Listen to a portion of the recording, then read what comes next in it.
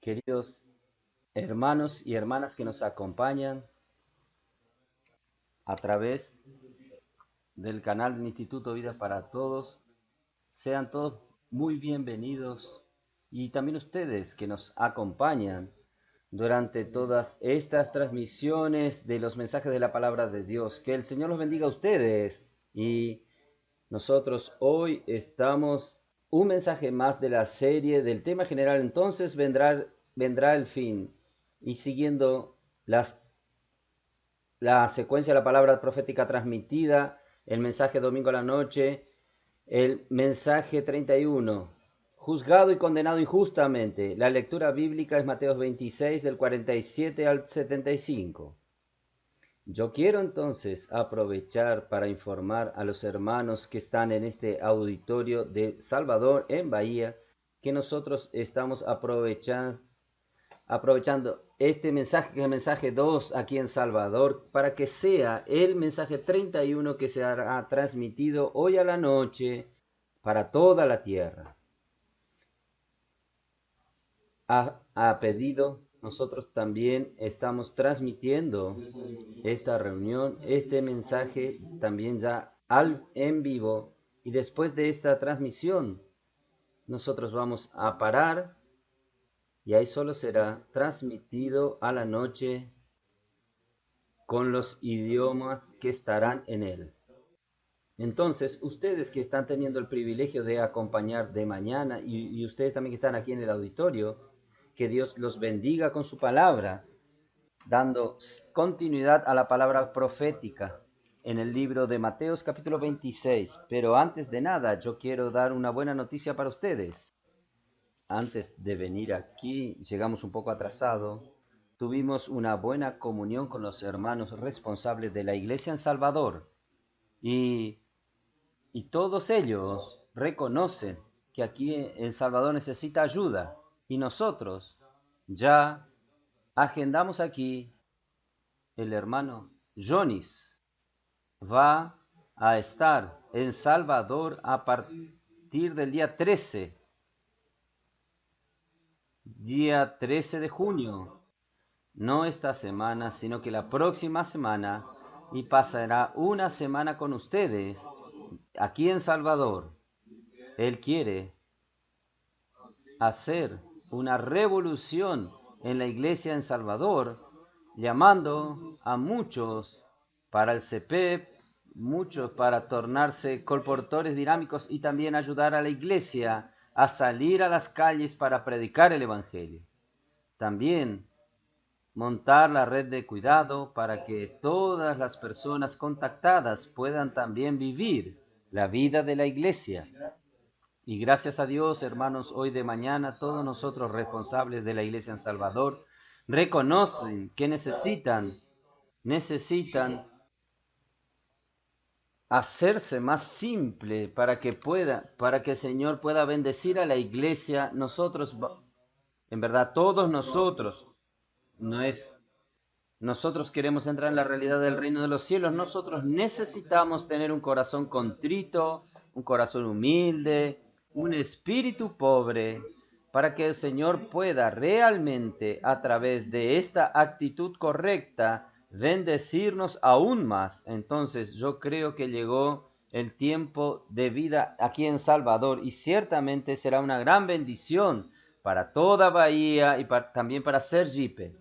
Y también ayer a la noche, después de la cena, nosotros tuvimos rápidamente una comunión rápida. Nosotros, gracias a Dios, nosotros llegamos de Bahía a Sergipe. Nosotros estamos con los cooperadores que cooperan en los estados de Ceará, descendiendo hasta Alagoas y la frontera entre Alagoas y Sergipe.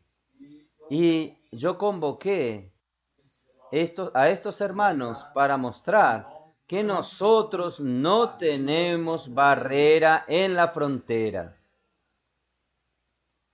Nosotros hacemos la misma obra.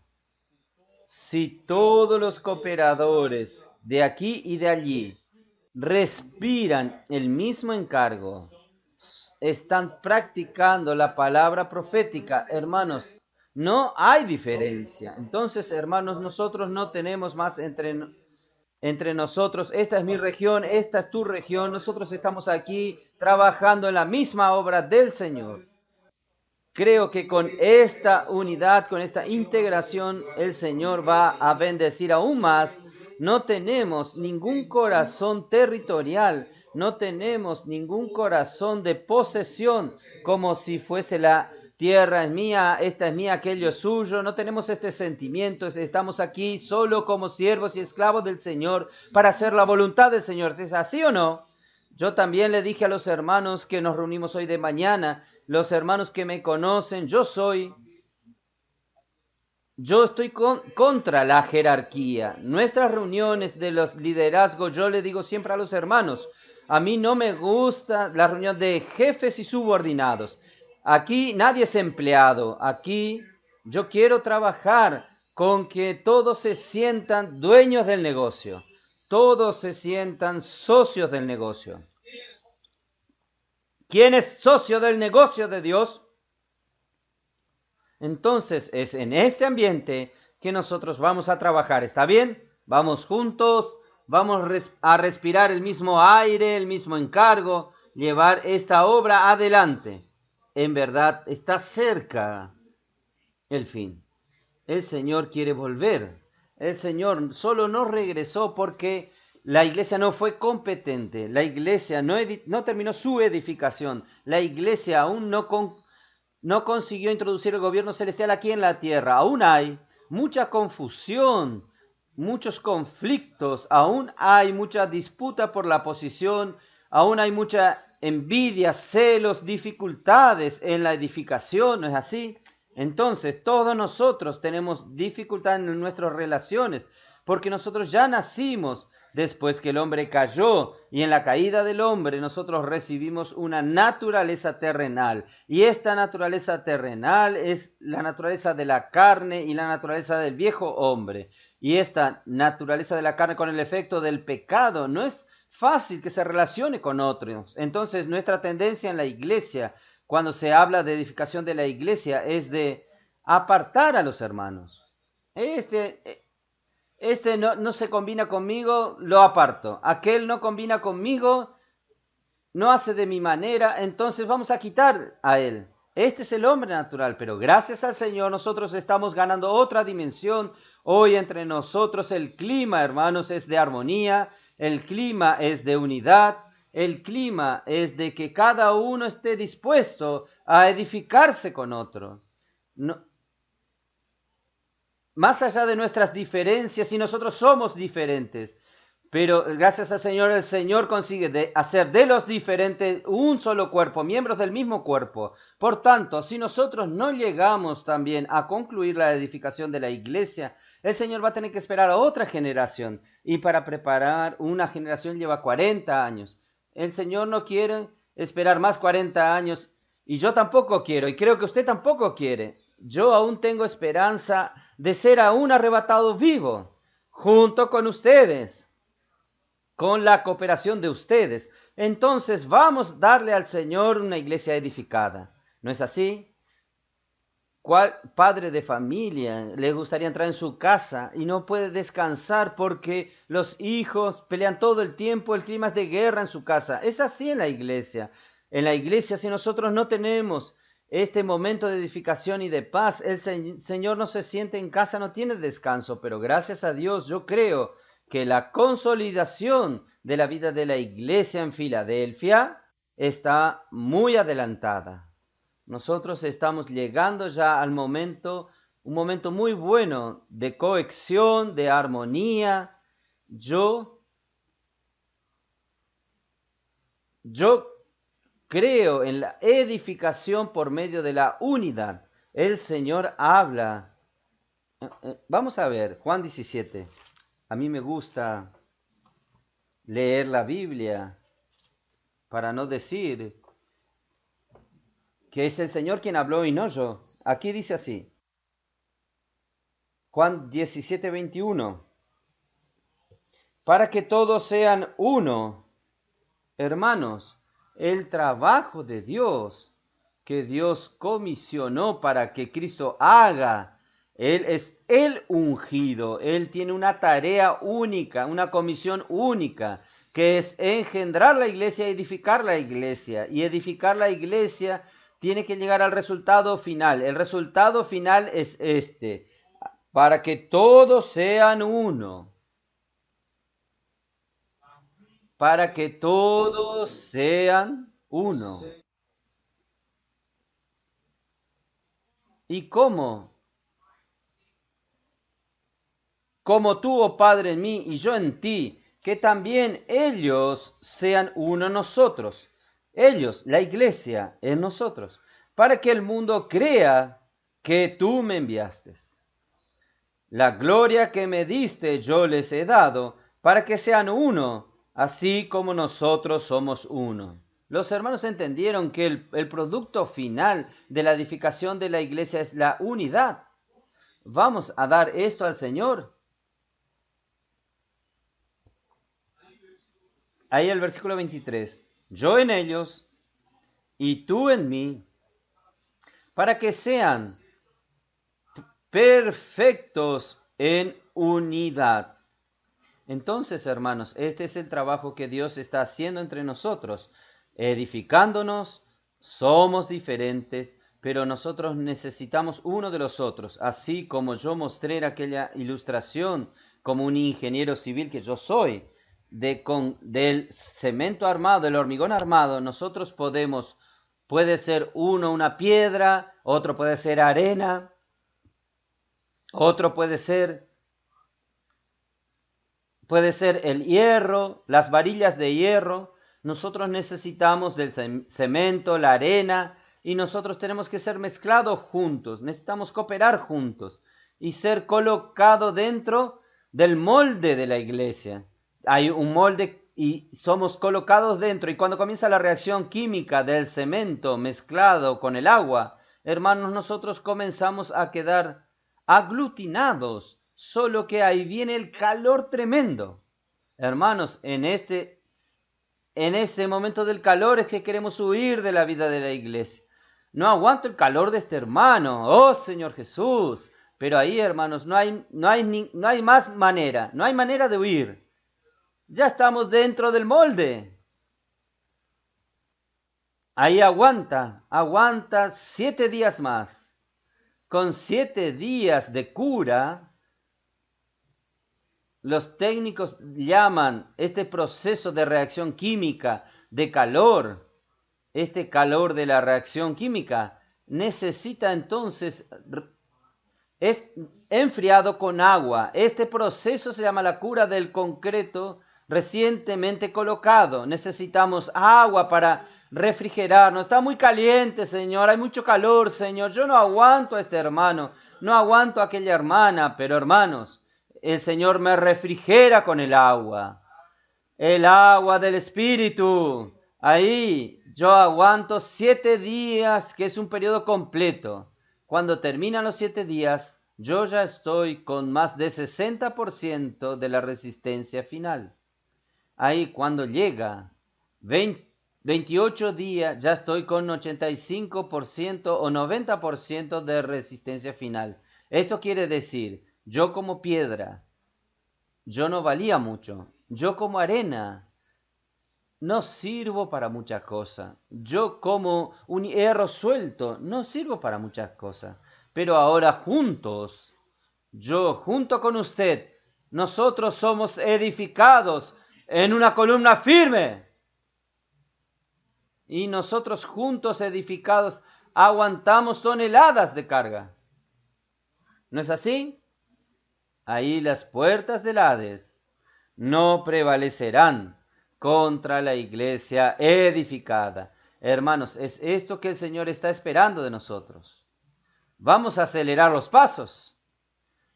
Sergipe y Bahía, vamos a acelerar los pasos. Vamos a dejar nuestro egoísmo de lado. Vamos a dejar nuestra preferencia de lado. Vamos a dejar nuestra manera particular, peculiar de lado. Vamos a edificarnos unos con los otros. Vamos a darle al Señor.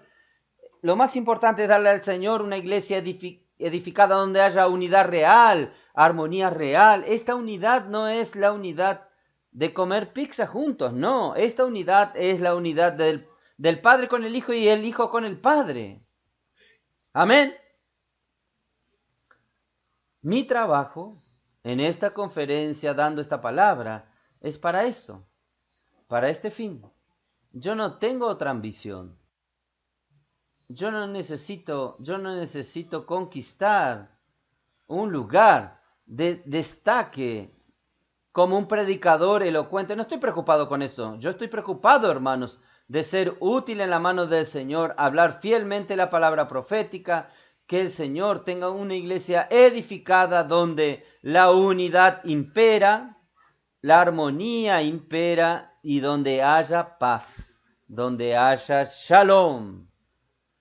Cuando todo está listo, cuando todo está encajado, hermanos, el Señor podrá volver.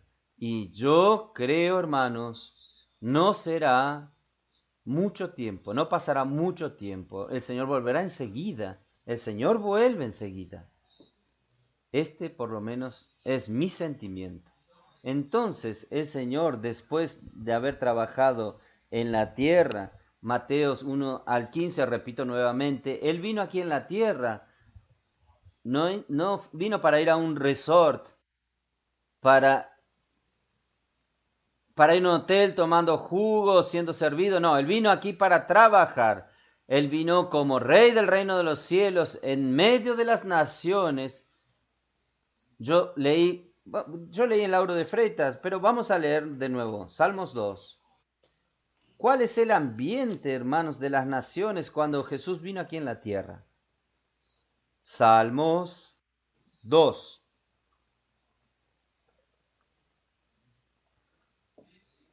Este ambiente en la tierra entre las naciones es de apartarse de Dios cada vez más. Cuanto más llegamos al final de los tiempos, el sentimiento de librarse de Dios, el sentimiento anti Dios, el sentimiento de querer sentirse libre de las leyes de Dios, de las restricciones de las leyes de Dios, hermanos, cada vez será mayor. Este es la operación del misterio de la iniquidad descrito en Tesalonicenses. Por eso que el versículo 1 del Salmos 2 dice así: ¿por qué se amotinan las gentes y los pueblos piensan cosas vanas?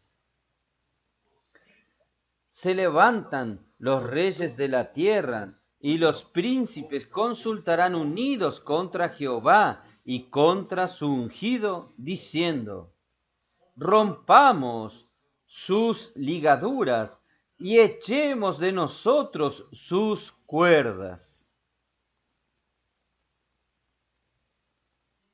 Este mundo yace en el maligno. Quien domina en este mundo, según las naciones, el gobierno humano es Satanás. Él es quien gobierna. Yo no sé si ustedes saben que en cada país tienen, ustedes conocen el inglés, la palabra establishment, conocen esa palabra establishment. Si hace una traducción literal, es establecimiento. ¿Qué es el establishment?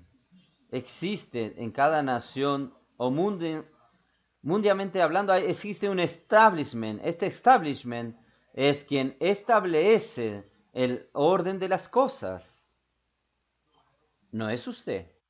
Ellos establecen el orden de las cosas y en cada país nosotros tenemos una élite, sea económica, sea política, sea social. Esta élite es la que define las reglas. Esta élite es la que define el orden de las cosas. Los políticos son solamente usados por ellos. Ellos tienen un poder sobre ellos. Esto es igual en todo el mundo y también existe a nivel mundial el establishment que controla la economía mundial, la política mundial, todo. Y este establishment que en cada estado existe, que es el poder que controla y define el orden económico, político y social de cada país, nosotros leemos en el libro de Daniel, cuando Daniel, ustedes recuerdan, Daniel de repente estaba viéndose luchando contra el rey de Grecia. Después el rey de Persia. Esto quiere decir que existe un reinado, un principado invisible que está sobre Grecia. Existe un principado que está sobre Grecia y no es visible, no es hombre. Son los principados y potestades del aire. Brasil también tiene un principado y ellos establecen, ellos influencian a este grupo de establishment que establece el orden en cada país. ¿Ustedes creen en esto o no? Es así que Satanás es príncipe de este mundo. Él gobierna sobre estos principados y potestades. Por eso que nuestro Señor Jesús, cuando resucitó, Dios lo elevó a las regiones celestiales, sobre todos los principados y potestades, de todo poder y dominio y nombre que se pueda nombrar, poniendo todas las cosas bajo sus pies. Entonces nuestra cabeza está sobre el establishment, nuestra cabeza está sobre Satanás, está sobre el rey de Grecia, de Persia y de Brasil. Por eso, hermanos, este mundo camina de esta manera.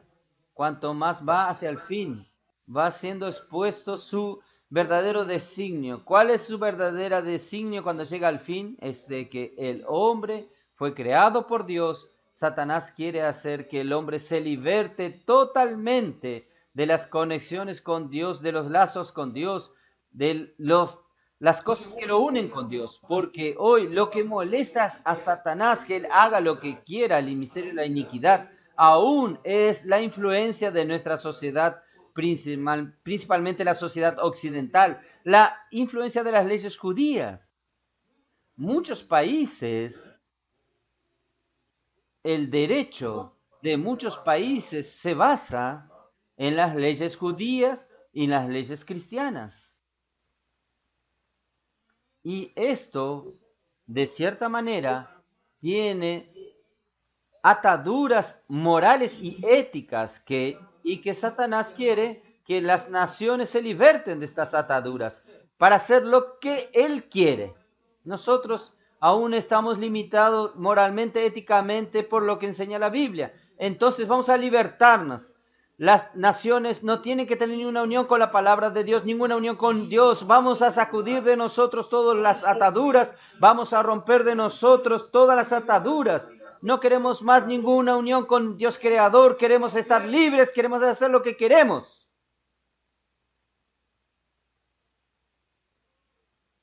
Si usted no vive para la vida de la iglesia, hoy usted está viviendo para el otro reino. No hay intermedio. ¿Está bien? Voy a leer de nuevo para que ustedes entiendan este versículo. ¿Por qué se amontinan la gente? Están enojados, con ira. Algunos que defienden dicen, yo tengo rabia de los cristianos, tengo rabia de la Biblia, rabia de aquellos que hablan aún de Dios, rabia de los judíos. Y los pueblos imaginan cosas vanas. Los reyes de la tierra y príncipes consultan unidos contra Jehová y contra ungido, diciendo, rompamos sus ligaduras y echemos de nosotros sus cuerdas. El que mora en los cielos se reirá. El Señor se burlará de ellos. El Señor dice, ¿quién son ustedes? Luego hablará con ellos en su furor y los turbará con su ira. En verdad, ellos están confundidos. Ellos no saben lo que defienden. Pero nuestro Dios, yo publicaré el decreto. Amén. Pero yo he puesto mi rey sobre Sión, mi santo monte. Dios ya eligió su rey sobre la tierra. No quiera usted libertarse de Dios para reinar sobre la tierra de la manera que el hombre quiere. Dios ya estableció un rey sobre el monte Sión.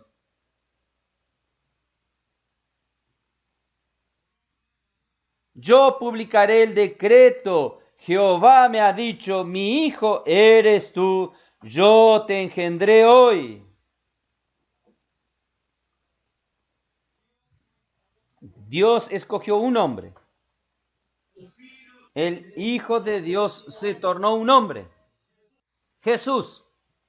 Y Dios escogió a este hombre, Jesús, para ser rey. Entonces el rey del reino de los cielos, del capítulo 1 al capítulo 15 de Mateos, vino a hacer este trabajo. Él vino como el rey, escogido por Dios. No es porque él quiere, sino porque el Padre lo escogió a él. Entonces él humildemente vino aquí, hermanos, para predicar el evangelio del reino.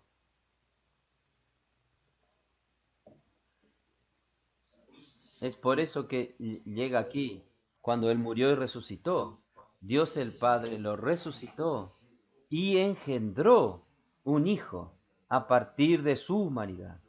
Y hoy te engendré.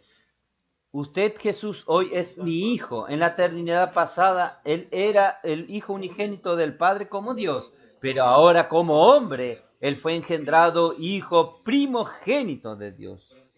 Para ser rey. Él va a ser el rey. Él es nuestro rey. Ahí Dios dice al hijo, pídeme, que yo te daré las naciones por herencia y las extremidades de la tierra por tu posesión. Hijo, pídeme. Usted ya le dijo así a su hijo. Hijo, pídeme que yo te voy a dar. Si usted no me pide, no te voy a dar, pero si me pide, te voy a dar. Y el hijo ciertamente pidió. Ahí yo leí en Lauro de Freitas, Salmo 110, versículo 3, ¿qué dice? El Señor dio. Vamos, ya que estamos en Salmo. Quería ganar tiempo para no leer, pero no puedo. Salmo 110. Por eso que el versículo 1 y 2 tiene todo que ver con lo que estamos hablando. Jehová dijo a mi Señor, siéntate a mi diestra hasta que ponga tus enemigos por estrado de tus pies. Son estos enemigos relatados en Salmos 2, ¿es verdad? Jehová enviará desde Sión, la vara de su poder domina en medio de tus enemigos. Dios dice, yo lo escogí a usted para ser rey, domina entre tus enemigos. Ahí el versículo 3, tu pueblo se te ofrecerá voluntariamente en el día de tu poder. Hermanos, para mí, el día de su poder aquí es el momento de la acción de los 7 espíritus. El Señor comenzó este momento de poder. El Señor está actuando sus 7 espíritus, hermanos, y las iglesias, no sé por qué la iglesia es tomada de un sentimiento de presentarse voluntariamente al Señor para formar este ejército. ¿Usted fue contagiado con esto? ¿Cuánto más va llegando el tiempo final, hermanos? Es para que los cristianos queden apáticos. Cuanto más se aproximan el final de los tiempos, el misterio de la iniquidad va aumentando, es para que los cristianos se queden todos desanimados, tan lejos de Dios, pero el milagro está haciendo con la iglesia. La iglesia está teniendo un efecto contrario. Cuanto más el misterio de iniquidad va imperando en el mundo, nosotros estamos siendo despertados. ¿Quién está siendo despertado? Vamos a las calles.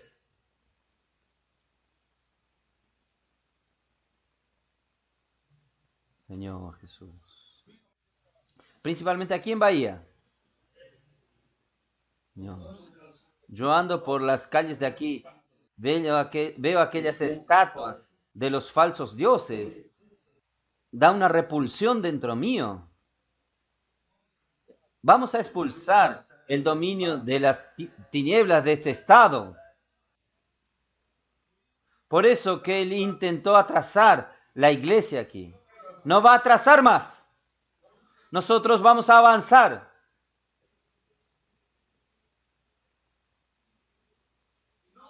Y no solo su pueblo se presentará voluntariamente, y Dios va a dar, ya que el Hijo pidió, Dios va a dar un regalo para el Hijo. Yo te voy a dar un regalo que son los ejércitos de jóvenes santos. Cuando llegue el momento de la aurora, espera un poco, hijo. Cuando llegue el momento de la aurora, junto con la aurora van a caer las gotas del rocío.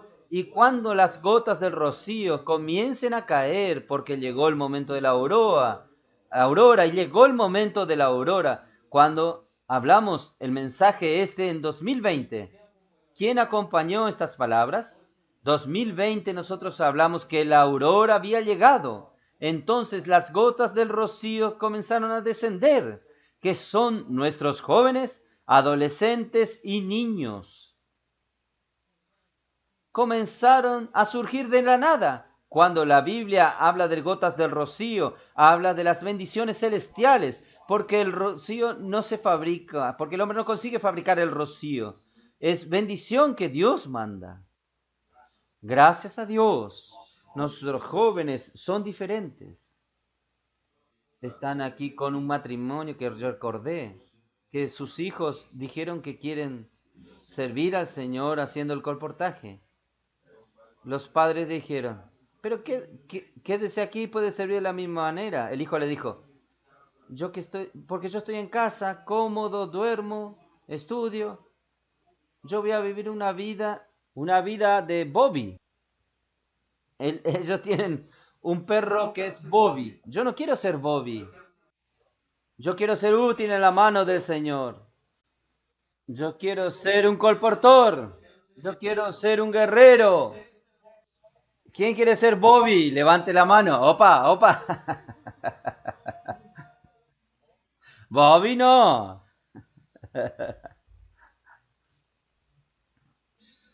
¿Quién quiere ser guerrero?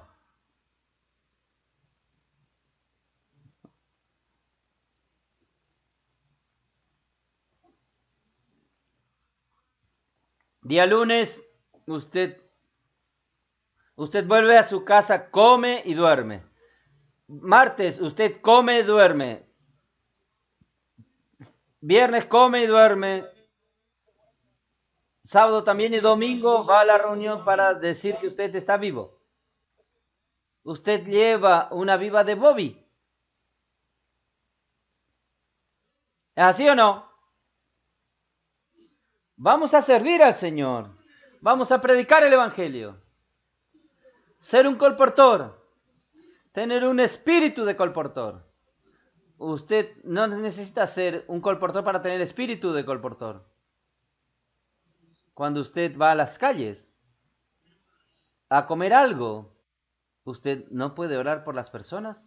¿Puede hacer colportaje o no? Puede. En el puesto de combustible puede hacerlo o no. No vamos a ser más Bobby de aquí en adelante. Vamos a ser estos colportores, estos guerreros que el Señor quiere reunir. Quiere reunir de un grupo de jóvenes, ejército de jóvenes santos. Muy bien, yo ya me fui muy lejos, tengo que volver. Hermanos, Dios quiere esta vida de la iglesia sea cada vez más temprano formar esta iglesia edificada, va a dar más descanso para él. Dios necesita descanso. Él creó todo en 6 días. con la finalidad de en el séptimo día Dios encontrar descanso. Dios pueda decir, ahora voy a descansar. 6.000 años, hermanos, ya pasaron. Ya estamos en el cambio del séptimo milenio. El séptimo milenio, del sexto milenio para el séptimo milenio. Es el momento que demos descanso para Dios. El hombre, este niño travieso, no hemos dado descanso para Dios. Este mundo es confusión, ¿no es así? Si usted mira, el Señor no tuvo descanso, ningún descanso, pero la iglesia está aquí para darle descanso al Señor. Él aquí en la tierra, vino aquí en la tierra, vio a las multitudes afligidas, exhaustas, que no tenían pastor. Él vino aquí en la tierra, vio que aquí solo hay enfermos. ¿Por qué?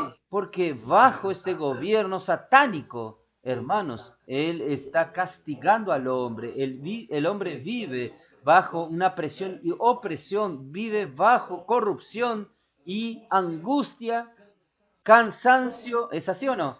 Ansiedad es lo que todos vivimos, pero Jesús vino aquí para predicar el evangelio del reino. Ustedes no necesitan continuar viviendo así. Pueden vivir bajo el gobierno del cielo. Quien vive bajo el gobierno del cielo tiene pastor. Tiene quien cuida de usted. Y el gobierno celestial, usted tiene paz.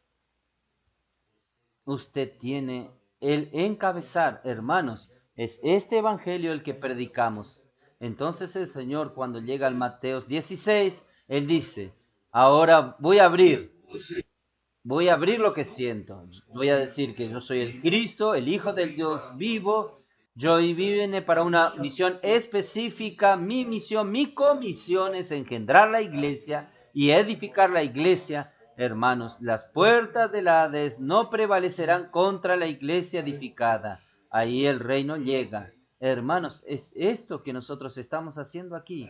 De ahí en adelante, hermanos, Él ya comenzó a reunir un grupo de llamados que son los primeros ciudadanos del reino de los cielos, solo que durante todo este tiempo, hermanos, Él tuvo que, en la última semana, antes de Él ir a Jerusalén, Él ya estaba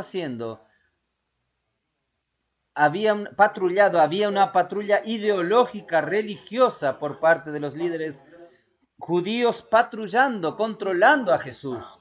Usted violó los sábados, sus discípulos no lavaron la mano antes de comer.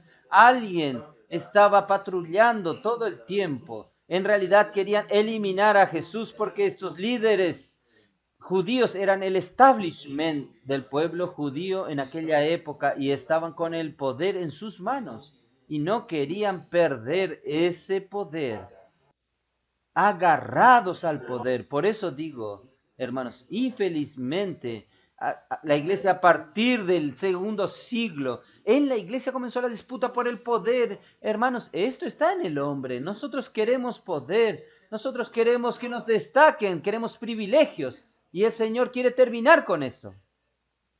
¿No es así?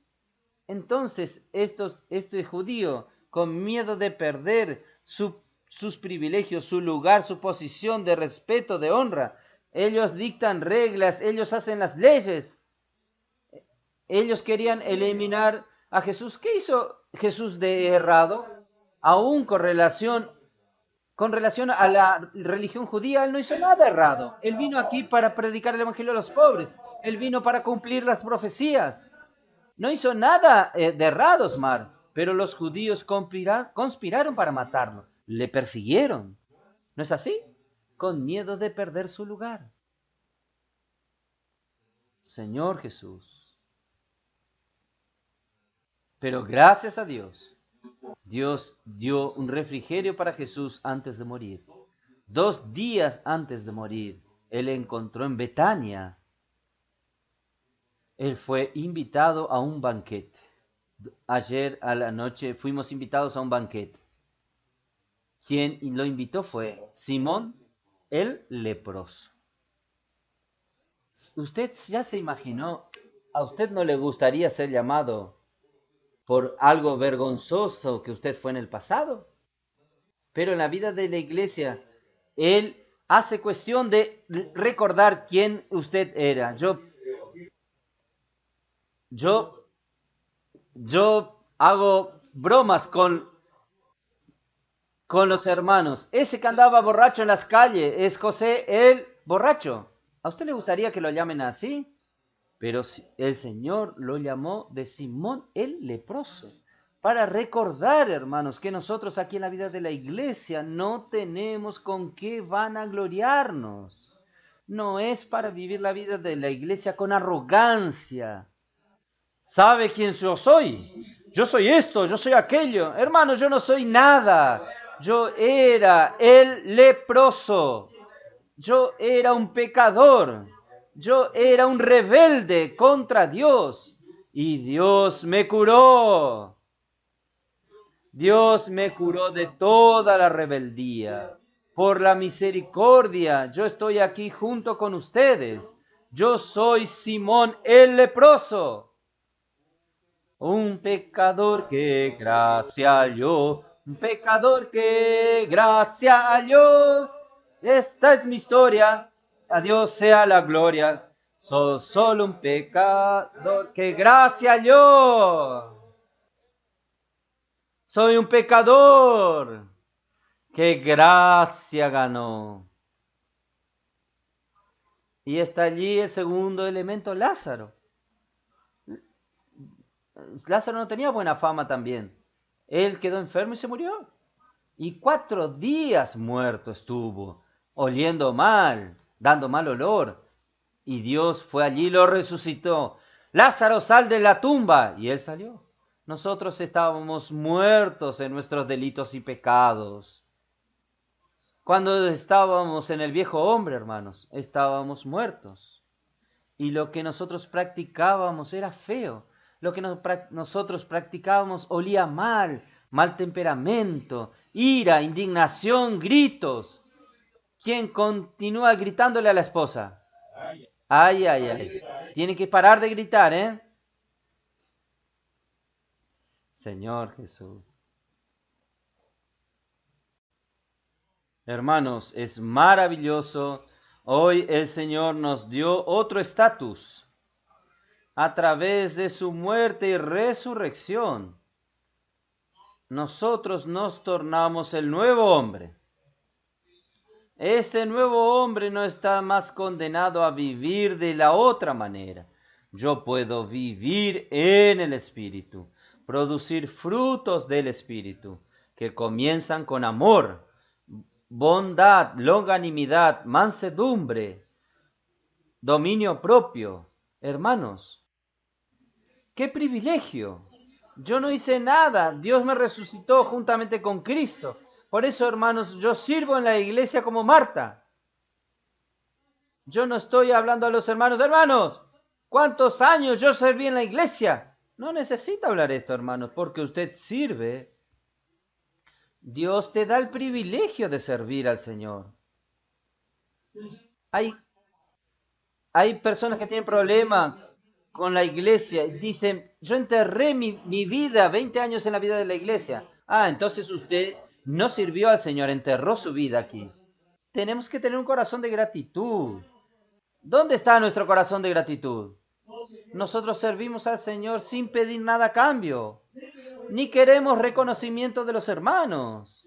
Si usted pide reconocimiento, ya fue pago, ya le pagaron.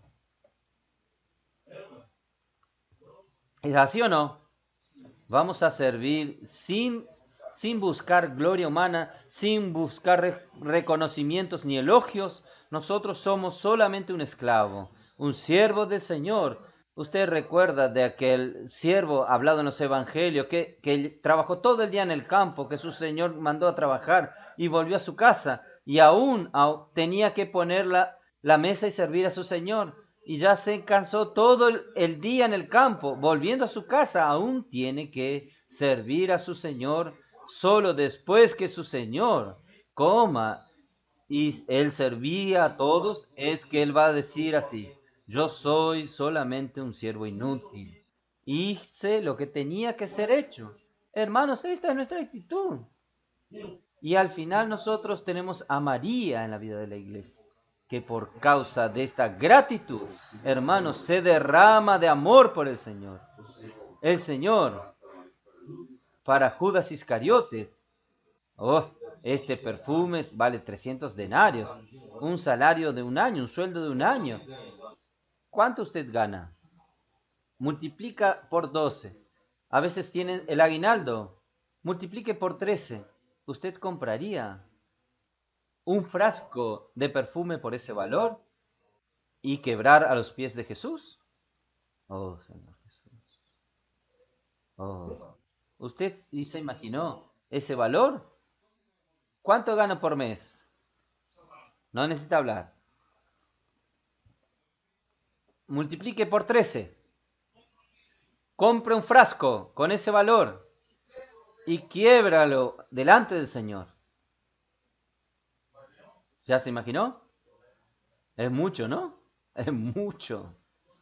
El otro día entré en una perfumería, tenía un frasquito, un frasco pequeño de crema, no sé, de loción, no sé de qué, 380 reales. Yo dije, nunca voy a comprar algo así. Ahora imagine el sueldo de un año, el salario de un año. Y María quebró, se derramó. Hermanos, vamos a derramarnos al Señor. No sea racional con el Señor. No quede midiendo cuánto, hermanos. No tenemos valor que lo pague. Lo que el Señor hizo por nosotros, no hay valor que lo pague. Todo lo que podemos hacer y dar al Señor, aún nos queda mucha deuda para pagar. Por eso, hermanos, vamos a amar al Señor locamente. En este final de los tiempos, hermanos, el Señor necesita ganar una iglesia en Filadelfia. Los trabajadores de la última hora, todos locos por el Señor.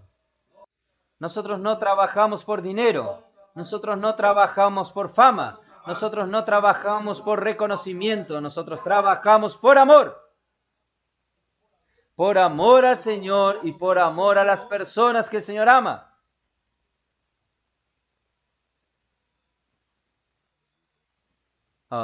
¿Hay tiempo que yo hable el mensaje? Hermanos, yo hablé la semana pasada. La agonía de Jesús en Getsemaní. Jesús, por causa nuestra, hermanos, Él vino, fue de cara, frente a Jerusalén, fue con el rostro puesto a Jerusalén, sin evitarlo y sin titubear.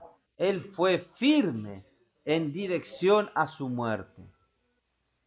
Él salió de Galilea, vino en dirección a Jerusalén, subió hasta Betfagé, el monte de los olivos, y entró en Jerusalén montado en un pollino para ser coronado como rey humilde y manso, y después de esto, él entonces quedó allí para ser examinado por los religiosos, y nadie encontró ni siquiera un defecto en él.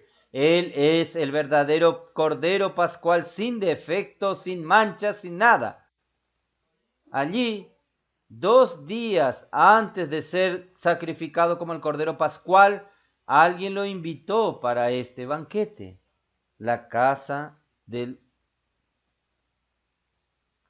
Simón el leproso. Entonces él disfrutó por primera vez en la vida física del Señor Jesús. Él disfrutó un ambiente maravilloso. Este es el ambiente que el Señor preparó para él.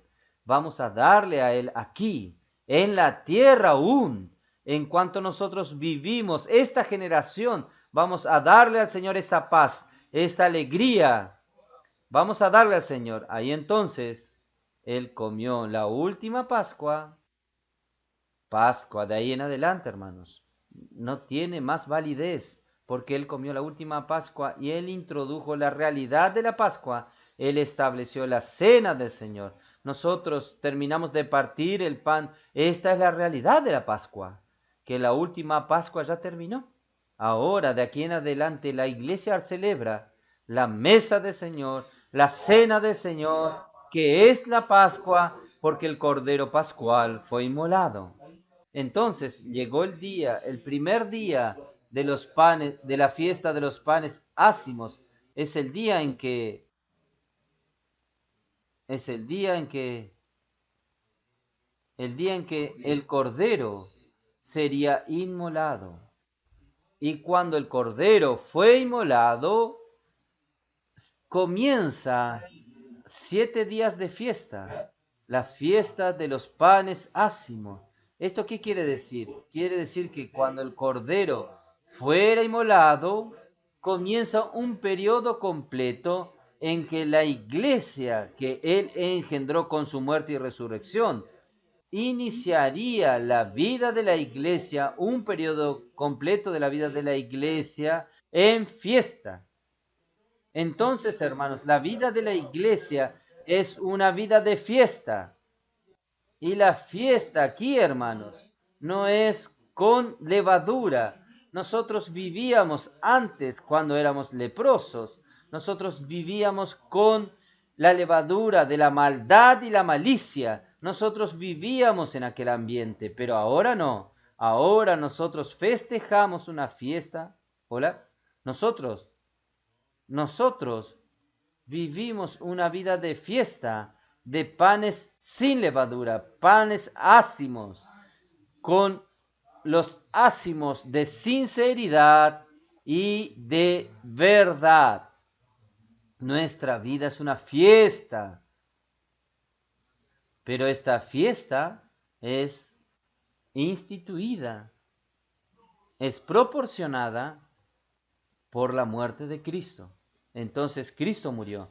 Pero antes de morir, Él dijo, después de instituida la cena, Él dijo a los discípulos, vamos al jardín de Getsemaní. Getsemaní era un lugar que Él llevaba a los discípulos allí, o para oración, o para un momento de descanso. Y quedaba al pie del Monte de los Olivos, del lado oriental del templo, pasando por el río Cedrón, por el valle de Cedrón. Y allí yo dije a ustedes la semana pasada que Jesús, el versículo 37 de Mateos 26 dice así, y tomando a Pedro y a los 2 hijos de Zebedeo, comenzó a entristecerse y a angustiarse. Entonces, esta palabra entristecerse, nosotros entendemos. Yo quiero decirles algo a ustedes. Jesús, Él pasó estos momentos difíciles como hombre. Nosotros tenemos una impresión errada que Jesús es Dios. Jesús no pasa por problemas de sufrimiento. Que Jesús hace rápidamente las cosas difíciles. No es así. Jesús fue enviado en la tierra para vivir una vida del hombre normal. Él se entristeció y se angustió. Esta palabra en griego, angustiarse, es una palabra fuerte que habla con relación a la depresión. Jesús llegó a este punto de presión emocional. Él llegó al punto de angustia de la depresión. Ahí el versículo siguiente dice así: mi alma está profundamente triste hasta la muerte. Entonces, estos momentos difíciles que Jesús pasó en Getsemaní, hermanos, creo que no es mi celular, creo que la batería está acabando del micrófono. Señor Jesús, entonces en Getsemaní, Jesús pasó por estos momentos difíciles. Hermanos, ¿cómo? Yo les hablé a ustedes que las gotas del sudor caían como gotas de sangre. Esto sucede cuando el hombre está extremadamente bajo presión, extremadamente con problemas fuertes emocionales. Entonces, hermanos, Jesús pasó por nosotros todo esto. ¿Para qué? para que Él pudiese comprenderlo a usted cuando usted está en un momento difícil. Y muchas veces cuando nosotros estamos en momentos difíciles, nosotros creemos que Dios no puede comprendernos. De esta vez Jesús no va a saber lo que estoy pasando. No es verdad. Jesús sabe lo que usted está pasando porque Él experimentó todas las cosas que el hombre puede pasar. Por eso yo dije que no tenemos un sumo sacerdote que no pueda condolerse de nuestras debilidades, porque Él es a nuestra semejanza. Él también sufrió para que hoy Él pudiese ayudarnos. Oh Señor Jesús, ¿qué hago? ¿Continúo o no? Ahí yo llegué en el versículo 47. Vamos a ver el versículo 47. Mientras todavía se hablaba, vino Judas, uno de los 12, y con él mucha gente, con espadas y palos, de parte de los principales sacerdotes y de los ancianos del pueblo. Ustedes pueden creer que vinieron a arrestar a Jesús con espadas y palos. Como se arresta a un bandido, como se arresta a un malhechor. ¿Necesitaba hacer esto? No. Aún hay más. Ustedes no tienen la noción de la cantidad de personas que vinieron. Voy a mostrarles a ustedes. ¿Por qué todos los discípulos huyeron? Porque el ambiente era terrible. Voy a explicarles a ustedes.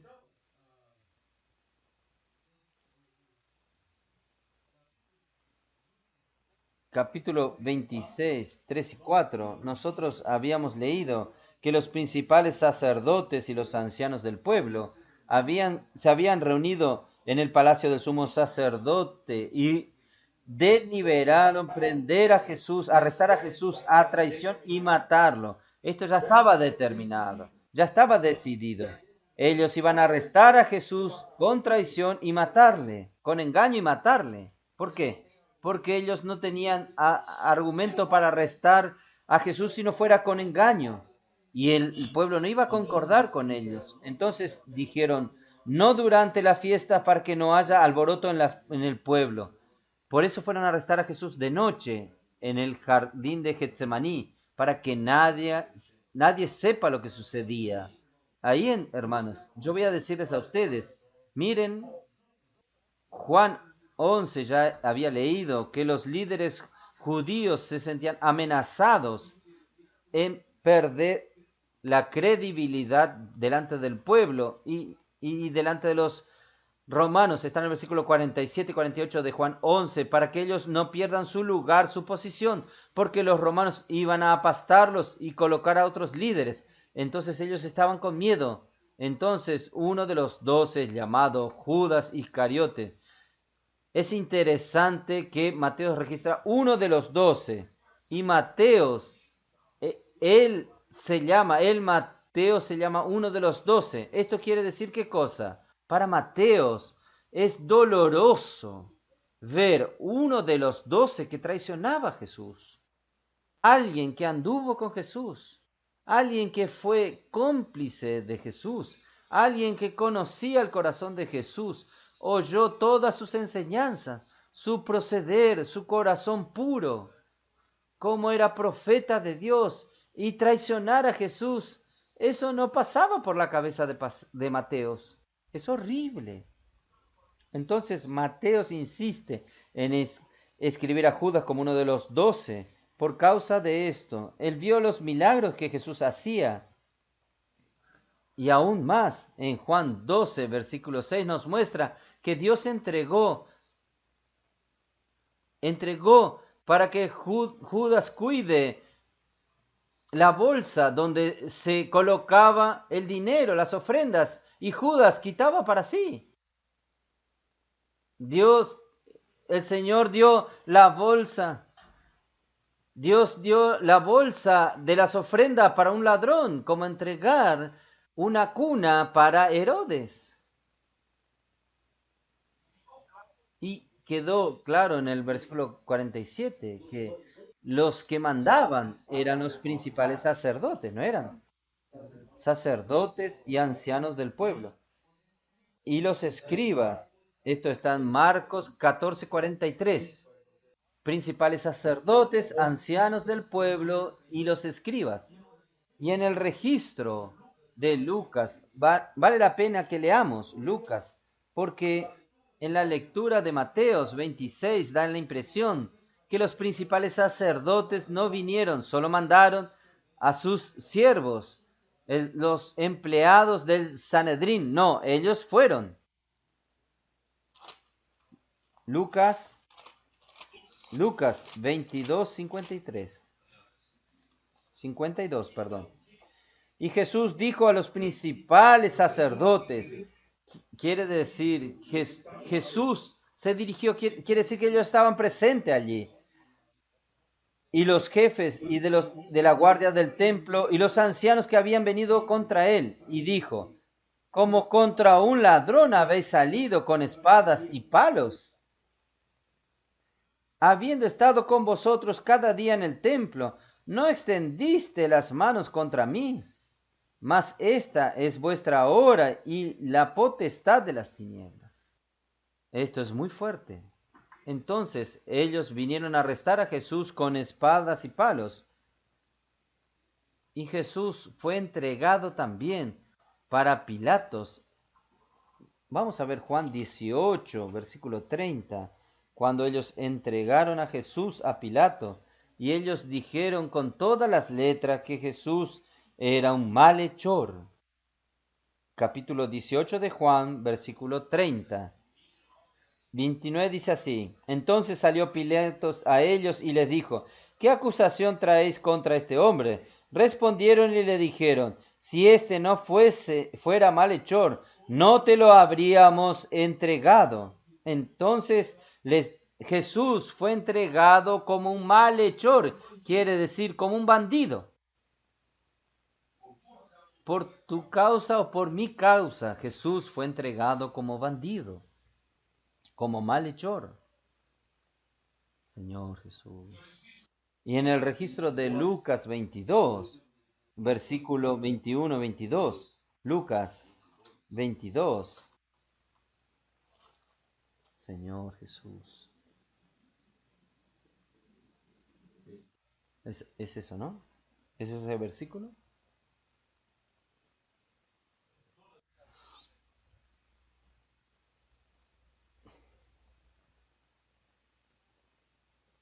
A la verdad del Hijo del Hombre va según lo que determinado, pero hay de aquel hombre por quien es entregado. Vamos a ver Juan 13, versículo 27 al 30.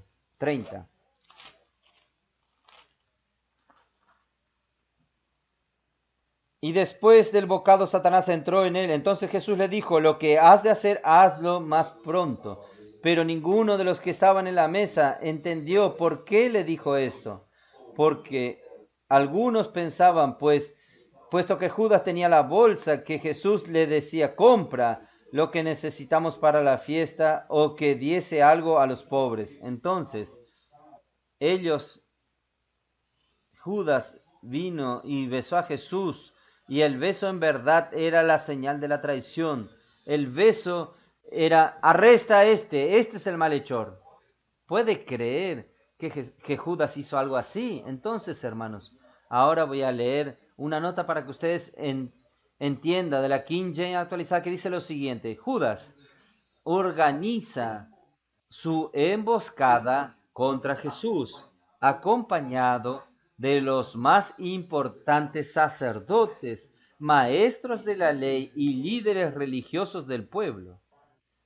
Perdónenme, estos vinieron con cerca de 500 policías armados, 500 policías armados y sirvientes del Sanedrín, que es el tribunal, que son empleados del tribunal, los trajeron juntos.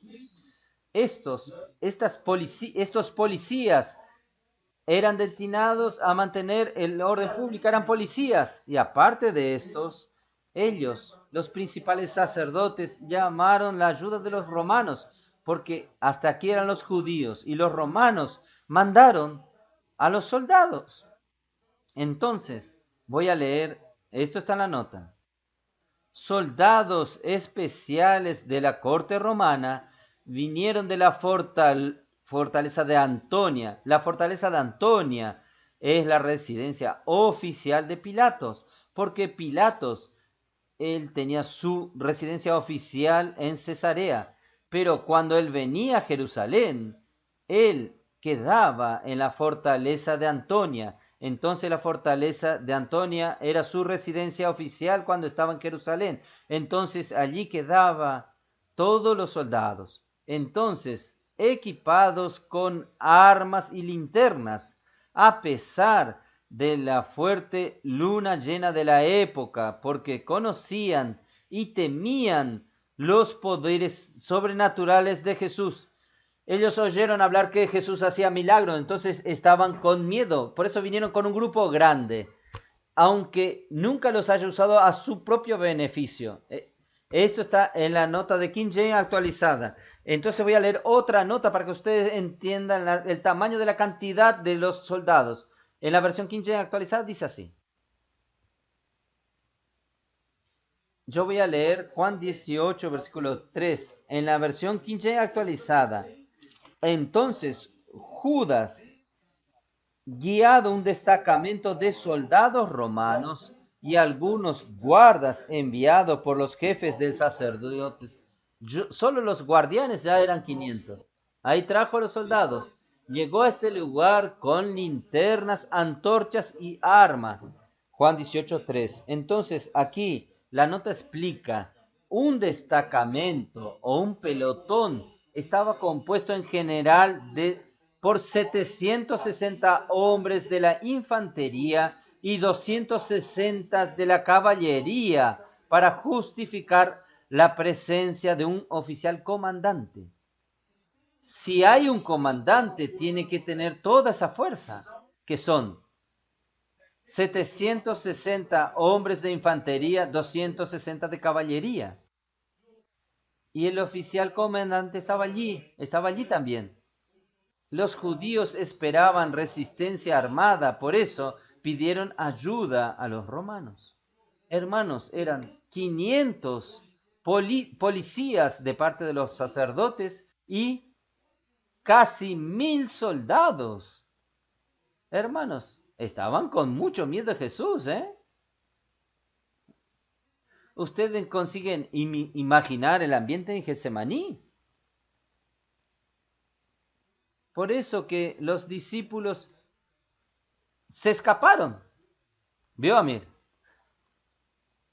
Usted también huiría.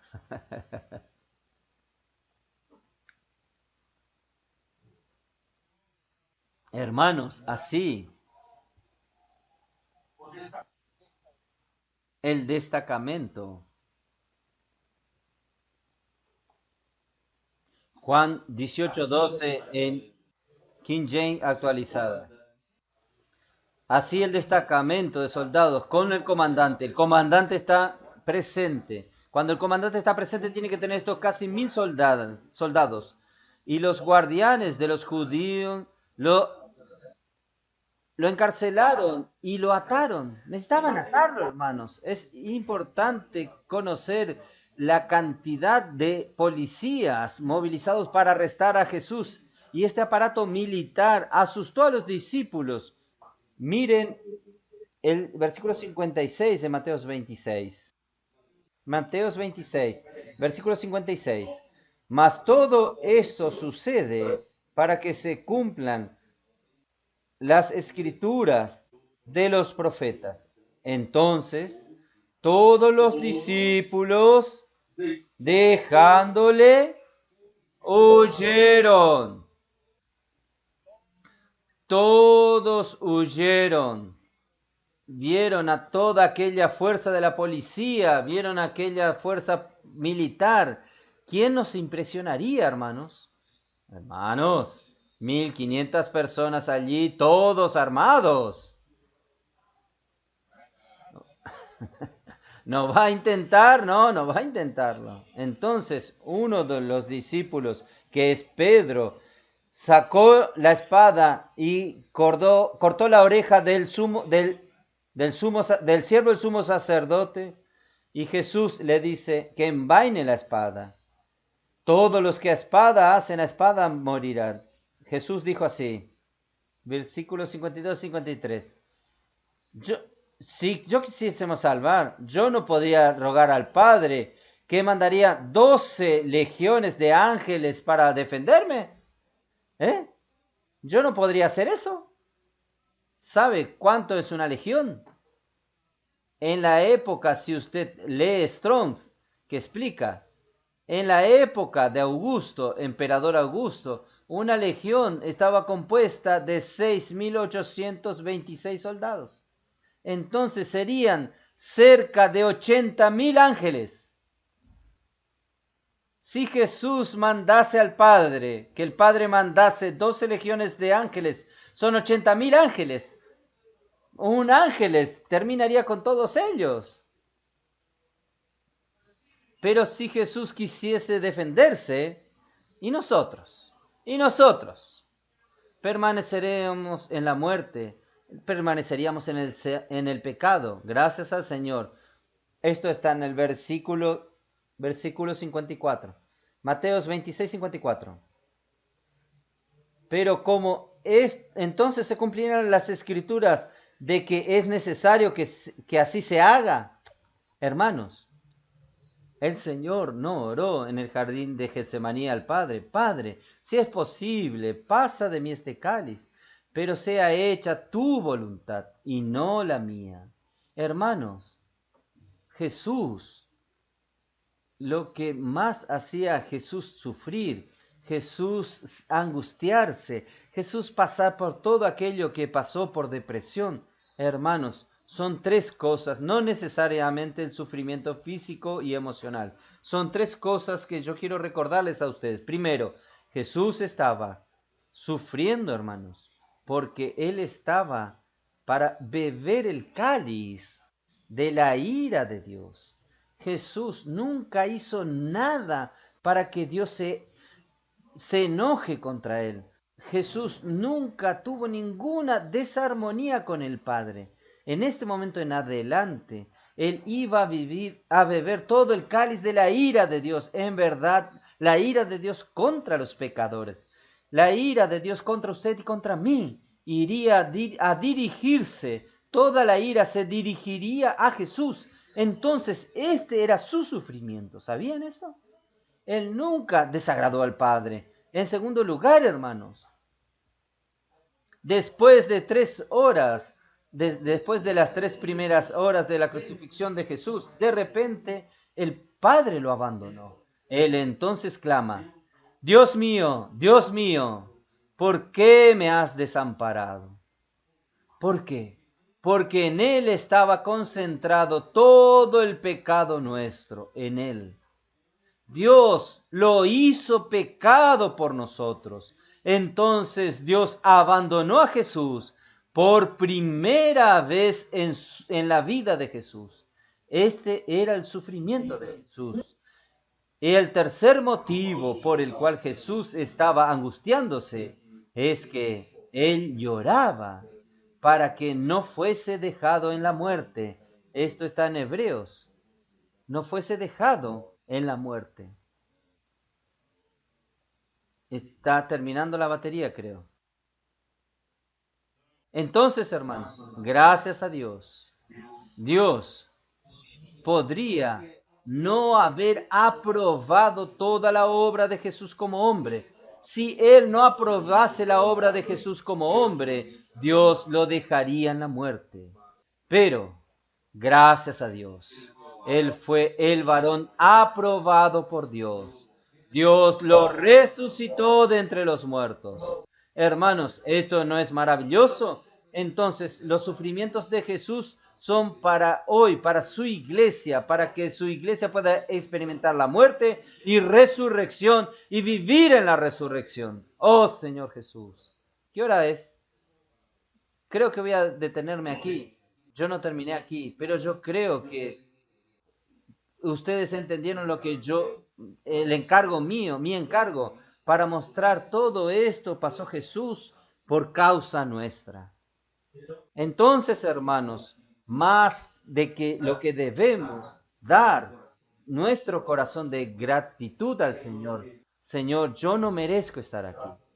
Gracias a Dios por la muerte del Señor, por su resurrección, me dio una nueva vida y hoy vivo en esta nueva vida. Y hoy yo quiero consagrar toda mi vida al Señor. Yo quiero implantar el reino aquí en la tierra, traer el reino de regreso. Yo pago cualquier precio para edificarme con los hermanos y dar este tiempo de refrigerio para el Señor, de armonía, de unidad, de paz, para que el Señor hoy mismo ya pueda experimentar el descanso en su iglesia. Y así la iglesia en Filadelfia, esta es nuestra tarea, hermanos. Por eso, hermanos, nunca vamos a dejar de guardar su palabra, la palabra profética. Hermanos, vamos a tener el amor reverente a la palabra. ¿Sabe qué significa el amor reverente? Tener reverencia cada vez que Dios habla. ¡Opa! Temor y temblor. No es oír el mensaje haciendo otras cosas. Hay gente que escucha el mensaje viendo el juego, un partido de fútbol. Hay gente que escucha el mensaje superficialmente. Hermanos, vamos a tener el amor reverente. Vamos a tener referencia. Dios está hablando. Vamos a oír lo que Dios quiere hablar. Entonces tenemos que tener el amor reverente a la palabra y no negar el nombre del Señor. Nunca dejar de depender del Señor, invocando el nombre del Señor. Y Dios promete a esta iglesia que Él nos guardará de la hora de la prueba, cuando llegue la gran tribulación que es el fin. Esta iglesia sería arrebatada. Hermanos, mi responsabilidad termina ahí. No sé si ustedes saben, uno de los viajes a Minas Gerais, cuando fui a visitar el expolio en Cataguases, yo estaba Mauricio con los hermanos allí en una van. Yo hice una pregunta al Señor. Señor, dígame concretamente, ¿cuál es mi papel aquí? ¿Qué tengo que hacer de una manera concreta? El Señor me respondió así: de introducir a mi pueblo en la buena tierra de Canaán. Entonces mi tarea termina cuando la iglesia en Filadelfia sea arrebatada. Hasta allá voy a esforzarme, voy a sudar, voy a gastar mi garganta. Y ustedes también. Nosotros vamos a salir, predicar el Evangelio, traer materiales para la edificación de la iglesia. Vamos a dar al Señor este lugar de descanso, una vida de iglesia maravillosa, llena de armonía, llena de paz. Jesús es el Señor. Amén.